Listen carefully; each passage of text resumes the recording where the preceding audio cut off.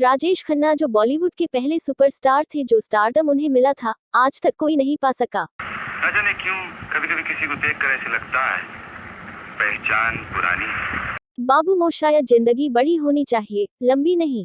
राजेश खन्ना ने ये संवाद सिर्फ बोला नहीं, बल्कि अपने जीवन में भी उतार कर दिखाया था। जिंदगी बड़ी होनी चाहिए, लंबी नहीं। हद करते हो, मौत के डर से अगर जिंदा रहना। दरअसल अपने आखिरी प्रोजेक्ट की शूटिंग के दौरान खन्ना काफी बीमार थे। उनके हाथों में ड्रिप लगी हुई थी, लेकिन फिर भी उन्होंने शूटिंग स्थगित करने से मना कर दिया था। हाल ही में आर बाल्की ने खन्ना जी की उस आखिरी शूटिंग का किस्सा सुनाया है। खन्ना का आखिरी प्रोजेक्ट एक पंखे का विज्ञापन था। इस विज्ञापन में खुद खन्ना की घटती लोकप्रियता पर तंज कसा गया था।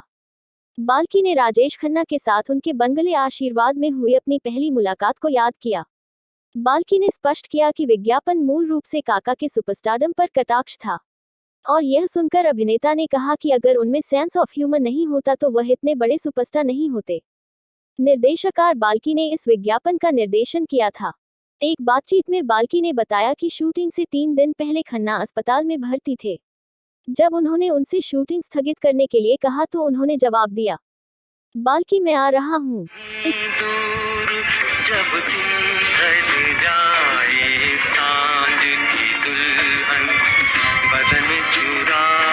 के बाद वह एयर एम्बुलेंस से सेट पर आए थे।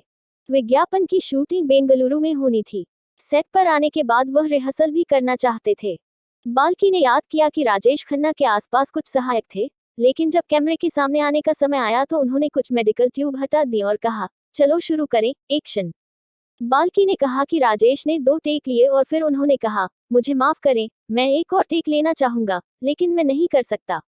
निर्देशक ने बताया कि उन्होंने केवल 1.5 घंटे में विज्ञापन का फिल्मांकन पूरा कर लिया और उसके तुरंत बाद अभिनेता चले गए। वह आए और उन्होंने खूब मस्ती की थी। ये काफी भावुक अनुभव था। बाल्की ने कहा कि विज्ञापन तैयार होने के बाद खन्ना ने इसे कभी देखा नहीं।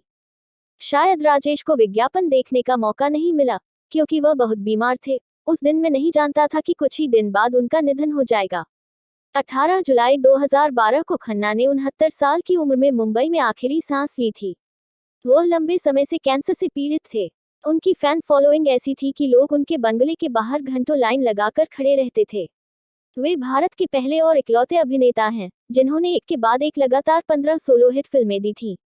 1969 से 1971 में रिलीज हुई उनकी सभी फिल्में सुपरहिट रहीं।